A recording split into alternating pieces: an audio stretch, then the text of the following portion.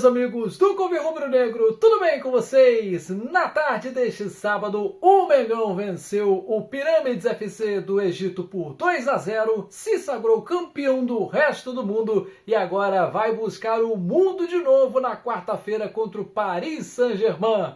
Antes de falar sobre mais essa vitória, eu preciso lembrar você que já está disponível o clube de membros aqui do Clube Rubro Negro. Tem 3 faixas para você escolher, R$ 2,99, R$ 6,99 e R$ 14,99 por mês, cada uma com seu nível exclusivo de vantagens. Para começo de conversa, tem um grupo de WhatsApp onde você troca ideia com outros membros do Covil espalhados pelo planeta Terra e fica sabendo em primeiríssima mão as notícias do mais querido do Brasil. A escalação sai primeiro lá, isso eu posso garantir a você. Entre outras vantagens, tem também vídeos que chegam primeiro para quem é membro, vídeos que só quem é membro consegue ver. Você que gosta de assistir às lives do Covil, tem emojis exclusivos para usar em qualquer uma delas. Um selinho que mostra quanto tempo você colabora com o canal que mais cresce no YouTube. Sorteios exclusivos, então não perde mais tempo. Clica já no Seja Membro, escolhe aquele plano que cabe melhor no seu bolso e venha fazer parte desta família vitoriosa. E vamos falar de mais essa pelada, o penúltimo jogo da temporada, chegamos ao ápice. Agora não tem mais para onde ir, o Flamengo vai brigar pelo bicampeonato mundial depois de vencer os egípcios do Pirâmides FC, que assim me surpreenderam positivamente. Eu esperava um jogo bem mais desequilibrado. O Pirâmides é uma equipe nova, né, com 15, 17 anos de fundação, refundação poucos anos atrás, mas é um clube novo rico. Eles têm mais dinheiro do que torcida, né? Não foram campeões egípcios ainda, mas estão ali beliscando um vice-campeonato, um título da Copa do Egito e são os atuais campeões africanos, inclusive ganharam a Recopa Africana também. Entraram nesse Mundial lá em setembro, quando eles golearam o Auckland City da Nova Zelândia, que está em todos os mundiais, mas é fraquíssimo. Então 3-0 foi obrigação deles ganhar, fazer um placar expressivo no time campeão da Oceania. Aí também lá em setembro, o Pirâmides FC venceu o Al Ahly, mas não aquele do Egito que você está acostumado a ouvir falar, é o da Arábia Saudita, e aí ganharam por 2-1, ou seja, o Pirâmides que a gente enfrentou era o melhor time entre África, Ásia e Oceania, né? Esse formato do Mundial atual não é nada favorável para as equipes dos outros continentes. Veja, se o Pirâmides fosse campeão do mundo, teria que jogar 4 vezes para conseguir a taça, né? Um jogo a mais do que o Flamengo. E aí é uma equipe estrela ascendente, novo rico, estão investindo bem, mas a grande maioria dos jogadores é de egípcios. Tem ali 2 ou 3 marroquinos, o Mayele, que é da República Democrática do Congo, já eu falo mais dele, muito bom jogador, e um brasileiro, o Everton, que inclusive estava no banco de reservas, além do treinador que é croata. O time, assim, é a conta do chá, né? Para o continente africano, a escola africana, ele pode até rivalizar bem com o Al Ahly do Egito, que a gente conhece bem, com outras equipes do cenário local, mas quando pega realmente alguém que é da América do Sul, do México, né, de outras escolas, vai passar vergonha, né? O Pirâmides FC veio para esse jogo, né, disposto a ser aquele azarão que consegue eliminar o gigante sul-americano, né? Jogaram o favoritismo todo para cima do Flamengo. Para esse jogo, milagrosamente, não tivemos nenhum desfalque, departamento médico vazio em final de temporada. Tem que tirar o chapéu para a preparação física do Flamengo, porque geralmente é o contrário. As equipes viram um ano com vários jogadores estourados, pela fadiga mesmo, né, do ano, um ano duríssimo, mais de 70 jogos, e o Flamengo está de parabéns por chegar nessa etapa, o último jogo da temporada, com absolutamente ninguém fora, nem por lesão e nem por suspensão. Então, o Felipe Luiz, percebendo que era um adversário mais fraco, né, teve a liberdade de fazer algumas mudanças. Ele entrou em campo com Rossi, Varela, Danilo na vaga do Léo Ortiz, Léo Pereira e Alexandro. O meio-campo a mesma coisa, Pulgar, Jorginho e Arrascaeta. E lá na frente, Carrascal, Everton, Cebolinha na vaga do Samuel Lino e o Plata na vaga do Bruno Henrique, né? 3 mudanças aí em relação à primeira equipe que a gente enfrentou nesse Mundial. A equipe egípcia começou marcando em cima, pressão, mas não tão alto quanto foi o Cruz Azul, nada comparável aos mexicanos. E o Flamengo com bastante posse, mas com dificuldades para chutar, exatamente porque os egípcios marcavam muito bem o time do Flamengo. Não davam espaço para os jogadores de velocidade que a gente tem do meio para frente. Mas, aos poucos, o Flamengo foi chegando, acordando para a partida e o gol saiu, o primeiro gol saiu numa cobrança de falta do Arrascaeta. Da ponta esquerda ele cruzou na entrada da pequena área e lá estava Léo Pereira, o nosso carolino, para botar a bola no fundo da rede aos 23 minutos do primeiro tempo, né? Já aí mais uma participação direta do Arrascaeta, a assistência do nosso uruguaio mais brasileiro de todos os tempos. O gol deixou o jogo mais solto, especialmente o Flamengo, né, um pouco menos afobado, e os egípcios, obviamente, tiveram que abrir o esquema para poder sair para o jogo, né, perdido por um, perdido por mil. O Flamengo passou a controlar melhor a partida, né, mas baixou a guarda perigosamente no final do primeiro tempo, mais uma vez. Tomamos um sufoquinho bem parecido com o que aconteceu com o Cruz Azul, mas por sorte dessa vez o adversário não marcou gol. No segundo tempo, o Flamengo, aliás, eu preciso falar do Maelê, né? Que, nossa, final do primeiro tempo, o congolês jogou demais, né? O atacante, a principal esperança de gol do Pirâmides FC, é muito bom jogador.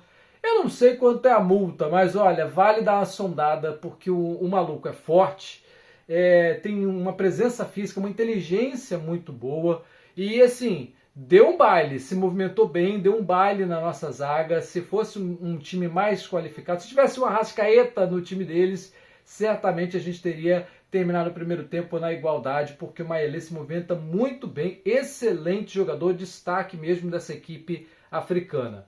O segundo tempo não teve mudanças no intervalo, mas o segundo gol para dar tranquilidade de vez na partida saiu logo aos 6 do segundo tempo. E aí, de novo, numa cobrança de falta, e de novo o Arrascaeta cobrando na cabeça do Danilo. Os palmeirenses devem se lembrar muito bem o que é a cabeçada do Danilo.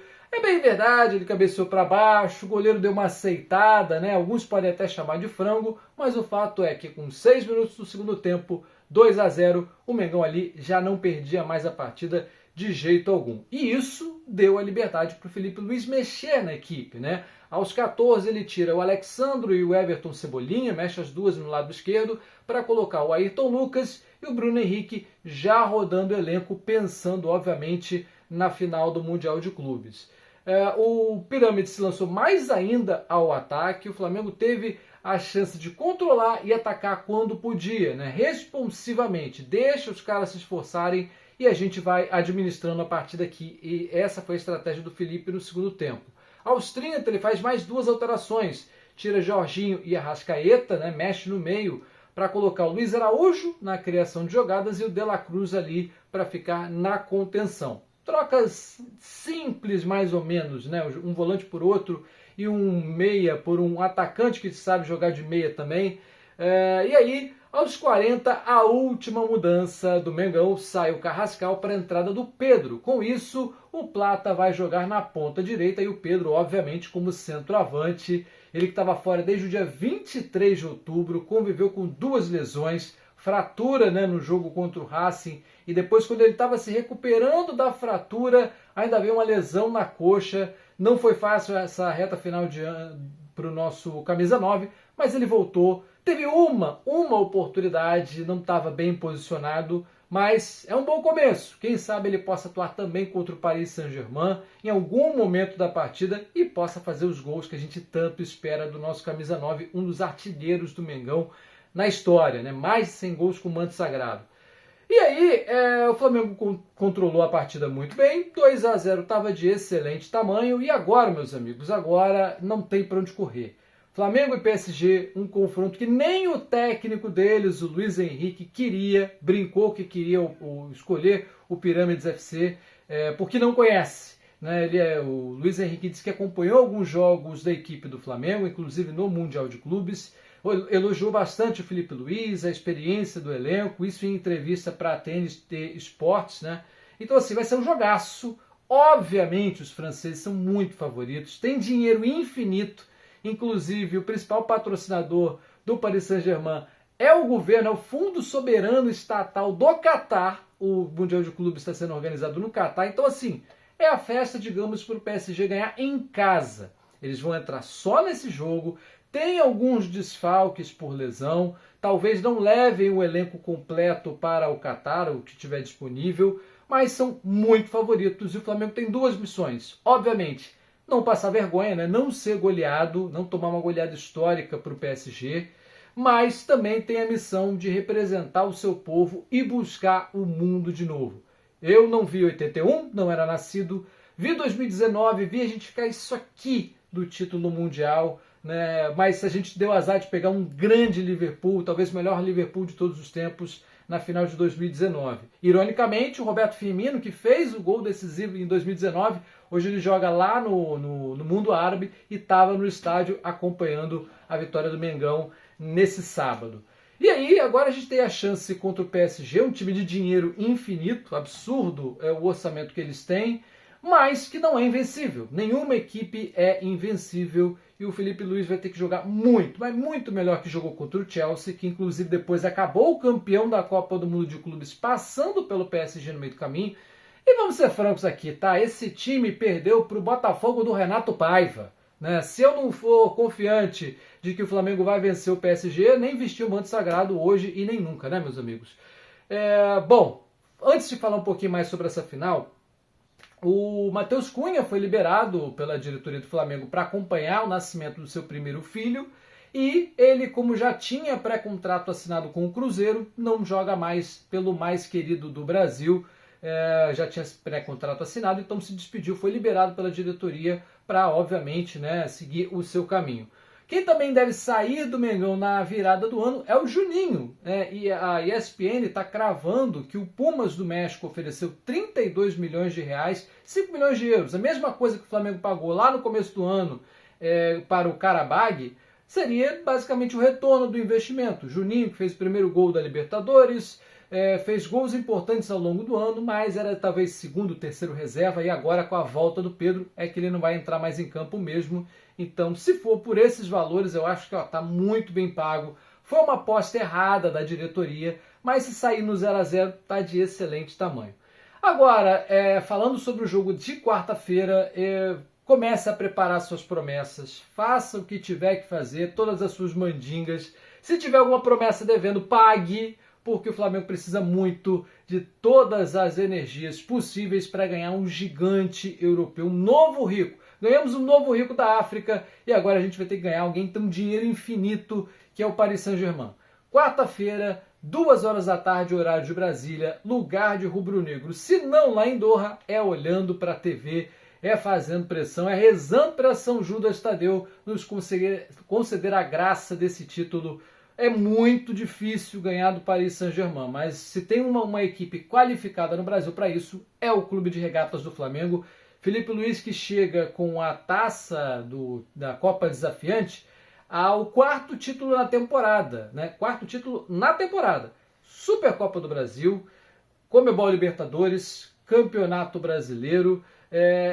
Assim, você pode até considerar o Carioca ou não considerar, você pode considerar a Copa Challenger, você pode considerar ou não, se quiser, o Derby das Américas. O fato é o melhor time do resto do mundo, fora da Europa, é o melhor time disparado, provou isso em campo e agora a gente vai ter que mostrar que pode ser campeão do mundo mais uma vez em cima do Paris Saint-Germain. Vamos contar com os gols de Pedro, vamos contar com os gols do Bruno Henrique e com as assistências e gols do Arrascaeta, que faz uma temporada espetacular. Perder é do jogo, só não pode ser humilhado pela equipe francesa. De resto, meus amigos, comemorem muito essa temporada, porque ela foi cruel com a gente em alguns momentos, mas saímos vencedores e estamos levantando taça a torto e a direito. Tragam vinho porque sobram taças. Um grande abraço a você, bom final de semana e até quarta-feira, aliás, até quinta, quando a gente certamente estará comemorando o bicampeonato do mundo aqui no Couve Rubro Negro. Um grande abraço a todos e até a próxima. Tchau, tchau.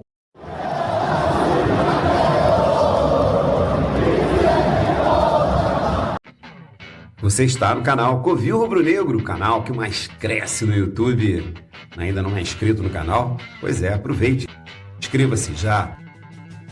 Curta os nossos vídeos e não deixe de acionar o sininho das notificações para você ficar sabendo de tudo que rola aqui no canal. E não deixe também de seguir a gente nas redes sociais, no Facebook, no Instagram e também no TikTok. É o Covil Rubro Negro, o canal que mais cresce no YouTube.